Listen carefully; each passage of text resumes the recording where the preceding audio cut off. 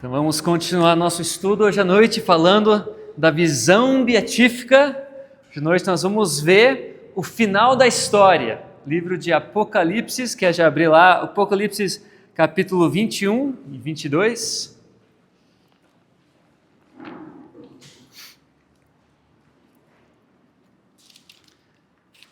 Bem no finalzinho da Bíblia.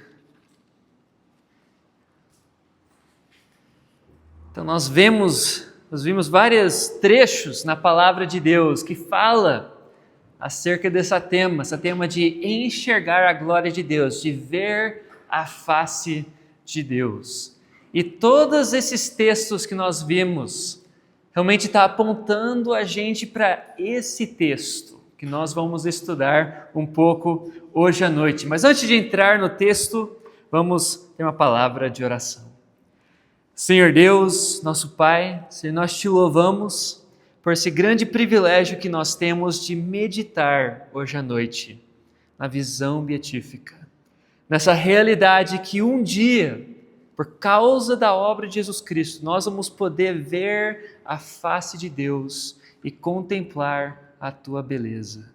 Senhor, te louvo por isso, eu oro que o Senhor encoraje os nossos corações esta noite com essas verdades, Senhor, em nome de Jesus. Eu agradeço.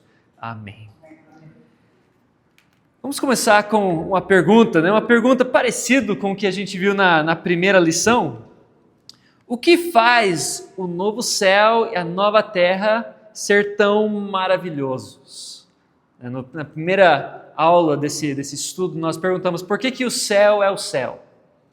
Então, isso é outro jeito de fazer essa pergunta. Por que a nova terra, o novo céu são tão maravilhosos?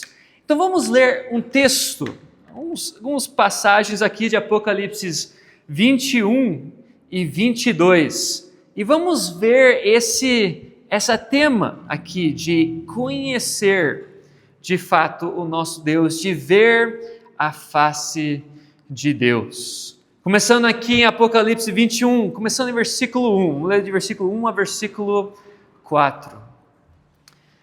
Eu vi novo céu e nova terra, pois o primeiro céu e a primeira terra passaram, e o mar já não existe.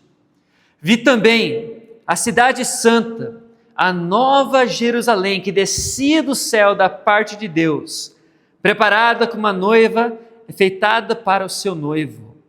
Então ouvi uma voz forte que vinha do trono e dizia: Eis o tabernáculo de Deus com os seres humanos.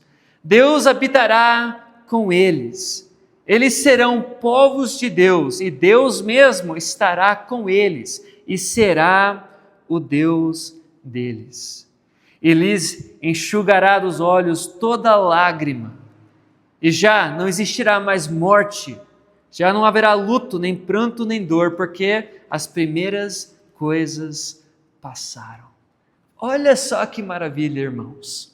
Isso aqui é realmente o cúmulo de todo esse texto bíblico que vem falando de como Deus vai se aproximar da humanidade.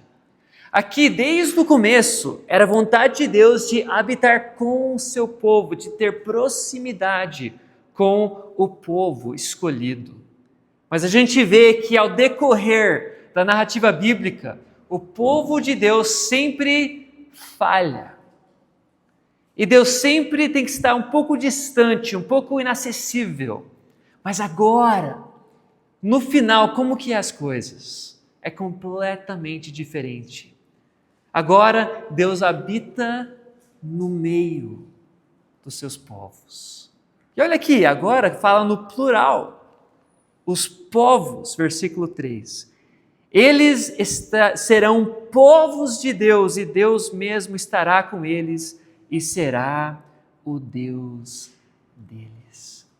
Deus vai estar presente para todos. Agora vamos para versículo 22 e 23.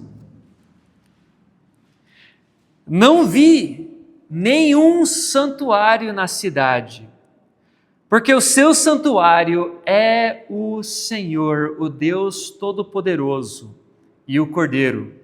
Na cidade não precisa do sol nem da lua para lhe dar claridade, pois a glória de Deus a ilumina, e o Cordeiro é a sua lâmpada. Olha só, aqui tem dois temas muito importantes, a ideia de templo, de santuário. Antes, realmente você precisava ir para um certo lugar para encontrar com Deus, no tabernáculo, no templo, fazer sacrifícios. Agora não precisa mais nada disso. Por quê? Porque Deus já está lá, Deus é o santuário no meio do seu povo. Também temos esse tema de luz. Lembra esse relato de luz? Nós vimos a luz que resplandecia do rosto de Moisés. Também nós vimos esse luz que resplandecia do rosto de Jesus Cristo, que a roupa dele brilhava. Agora, quem é o sol? Quem é a lâmpada desse novo céu e nova terra? É o próprio Deus. A glória de Deus vai iluminar esse novo mundo. Aqui em capítulo 22 nós vamos ver essa ideia da nossa tema, visão beatífica, sendo mais explícito ainda. Versículo 1. Então o anjo me mostrou o rio da água da vida, brilhando como cristal, que sai do trono de Deus e do Cordeiro. No meio da praça da cidade, e de um e de outro lado do rio, está a árvore da vida, que produz 12 frutos, dando seu fruto em mês. E as folhas da árvore são para a cura dos povos. Nunca mais haverá qualquer maldição. Nela estará o trono de Deus e do Cordeiro, e os seus servos o adorarão. Olha só, versículo 4. Contemplarão a sua face, e na sua testa terão gravado o nome dele. Olha só o que nós vamos participar um dia, o que vai ser a sua realidade se você está em Cristo. Você vai poder contemplar a glória de Deus. Eu achei muito legal o hino que o pastor Cid escolheu hoje à noite, deslumbrante, né? Se nos cega o sol ardente quando brilha em seu furor, quem contemplará aquele que do sol é criador? Né? E o último estrofe fala como? Porque Jesus veio até nós, para que nós podemos contemplar a glória de Deus. Isso aqui é o ápice. Isso aqui é o cúmulo de tudo que nós vimos até agora. Isso é a nossa esperança, que nós vamos poder refletir na glória de Deus. Então, voltando para a nossa pergunta, o que faz o novo céu e a nova terra ser tão maravilhosos? Não é as coisas que estão lá, né? Não é as coisas que você vai poder ter, né, no céu, né, as ruas de ouro, as mansões, né? Tem alguns hinos, né, que enfatiza certas coisas assim, né? Eu sei em inglês, eu não sei aqui em português se tem esse hino, mas em inglês tem um hino que fala assim: eu tenho uma mansão, né, que está em cima da colina, né? I have a mansion, né? Ok, o céu é maravilhoso, mas não é por causa disso, né? Não é as coisas. O que faz o céu ser o céu? O que faz o novo céu e nova terra ser tão maravilhoso é porque lá vamos contemplar a glória de Deus. Vamos ver a face de Deus e enxergar a sua beleza, bondade e a sua verdade. Na teologia clássica, ao decorrer dos anos, a história de cristianismo, tem 3 categorias que ajudam a gente a meditar como que a visão de Deus vai nos satisfazer. E essas categorias são a bondade de Deus, a verdade e beleza. Essas coisas são aquilo que nós buscamos, que nós desejamos lá no fundo, no íntimo da nossa alma. Nós queremos ser satisfeitos com a bondade, verdade e beleza de Deus. Primeiro, a gente vai ver que Deus é o supremo bem. Deus é a fonte de toda coisa boa que experimentamos nesse mundo. E olha só como os nossos desejos aqui nesse mundo são indicações, são pistas que nos leva para aquilo que é o supremo bem.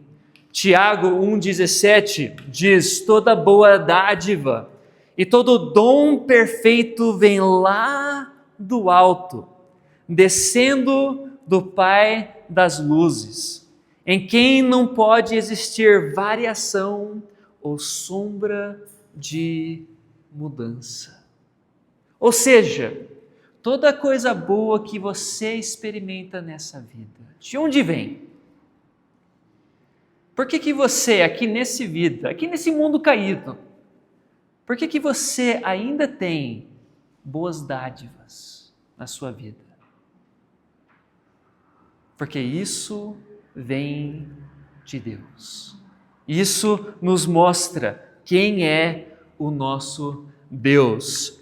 Toda coisa boa que você experimenta nessa vida, a alegria de uma amizade, o amor entre membros de uma família, até uma refeição saborosa, a aventura de viajar e conhecer um lugar novo, todas essas coisas boas nos aponta além de si mesmo. Essas coisas nos apontam para o supremo bem. Ou seja, todos nós participamos dessas coisas e beneficiamos dessas coisas. E no fundo, essas coisas são boas, mas essas coisas não nos satisfaz. Ou seja, isso é uma indicação para nós, é uma pista que há algo além disso. Um supremo bem que nós devemos buscar. E isso se encontra na pessoa de Deus. Um dia, quando nós vemos a face de Deus, quando nós contemplamos a beleza de Deus, nós vamos experimentar a bondade pura e absoluta do nosso Deus. E nós vamos poder beneficiar dessa alegria para todo o sempre. Também nós vemos que Deus é a verdade suprema. Toda verdade pertence a Deus e aponta para Ele. Salmo fala muito sobre isso, Salmo 19, de versículos 8 a 9. Os preceitos do Senhor são retos e alegrem o coração. O mandamento do Senhor é puro e ilumina os olhos. O temor do Senhor é límpido e permanece para sempre. Os juízos do Senhor são verdadeiros e todos igualmente justos. Ou seja, todas essas coisas de Deus, essas verdades de Deus são coisas que nos alegram. E novamente, para nós que somos crentes, essas verdades que nós aprendemos aqui nesse mundo, nós sabemos de onde vêm. Essas coisas pertencem a Deus, que é a fonte de toda verdade. Cristo mesmo diz: eu sou o caminho, a verdade e a vida. Então, todo conhecimento, toda coisa que você aprende nessa vida é uma indicação de algo até maior. Toda verdade que você pode adquirir nessa vida, conhecimento científico de como funciona o mundo, a ordem e beleza até da matemática, entendimento até de filosofia, essas verdades filosóficas, estudo teológico, todas essas coisas apontam além de si e faz você perguntar por que que isso é verdade. Você já parou de pensar sobre isso? Até de essas coisas de matemática. Por que que essas coisas são verdades? Ciência, as leis da física. Por que que existe leis da física? Essas coisas tudo apontam para um Criador. Um Deus atrás de tudo. Todas essas coisas nos levam para a suprema verdade, para Deus mesmo. Também nós temos essa terceira categoria, a beleza. Em Deus reside a mais profunda beleza. A Bíblia fala muito sobre beleza e até a obra da natureza de proclamar a glória, a beleza de Deus. Salmo 19, versículo 1 diz: os céus proclamam a glória de Deus e o firmamento anuncia as obras de suas mãos. Aqui Salmo 27, versículo 4, um dos versículos mais importantes sobre esse tema da visão beatífica. Uma coisa peço ao Senhor e a buscarei, que eu possa morar na casa do Senhor todos os dias da minha vida, para contemplar a beleza do Senhor e meditar no seu templo. Talvez você já notou que a beleza mexe com o coração do ser humano. Uma coisa que faz a gente parar, né? E todas essas coisas são indicações de como é o nosso Deus. Toda coisa bela que experimentamos nessa vida. O pôr do sol, uma noite estrelada, até as cachoeiras de Foz do Iguaçu, né? A beleza, a natureza, até música bonita, música bela. Essas coisas apontam, além de si, para uma suprema beleza que é encontrado em Deus. Ou seja, por que essas coisas mexem com você? Quando nós escutamos música bonita, por que isso mexe com o nosso sentimento, nossas emoções? Quando você vê o pôr do sol, as cores radiantes, nas nuvens, no céu, por que isso faz você parar e olhar? Essas coisas são apenas uma degustação de como vai ser quando você vê a beleza de Deus. Todas essas coisas são uma pista que aponta a gente para o nosso Deus. Para concluir hoje à noite, agora vamos aplicar para as nossas vidas, né? O que essa verdade da visão beatífica tem a ver com nós? Nós devemos aproveitar as coisas boas, verdadeiras e belas que Deus nos dá nessa vida. A vida cristã deve ser marcado por alegria e gratidão. Todas essas coisas são boas, são dadas para nós, do nosso Pai que está no céu. E nós devemos enxergar essas coisas como pistas, indicações de como é o nosso Deus. Pistas de como vai ser a visão beatífica. Através dessas coisas, podemos buscar a fonte de toda bondade, verdade e beleza. Assim, olhamos além dessas coisas para o próprio Deus. E dessa maneira cultivamos o desejo pela visão beatífica. Então isso é o nosso desafio aqui nesse mundo. Aqui antes de entrar na eternidade, nós devemos buscar aquilo que é realmente bom, verdadeiro e belo.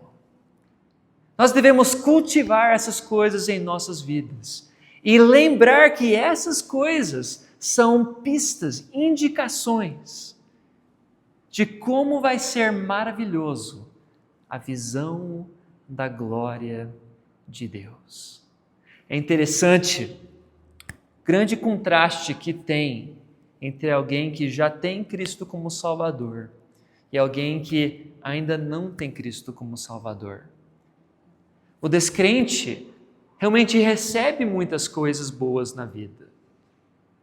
O descrente vê o mesmo pôr do sol do crente. O descrente, às vezes, participa de família, igual um crente.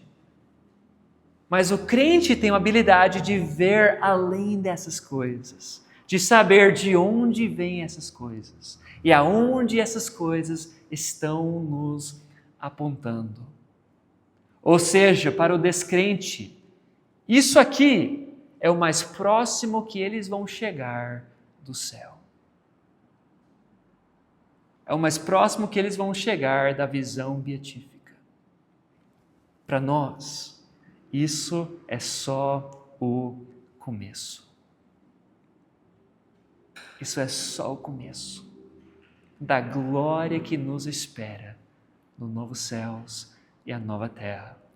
Porque nós vamos contemplar a beleza do nosso Deus. Vamos fechar com a palavra de oração. Senhor Deus, nosso Pai, Senhor, nós te louvamos que o Senhor nos salvou através do sangue de Jesus Cristo.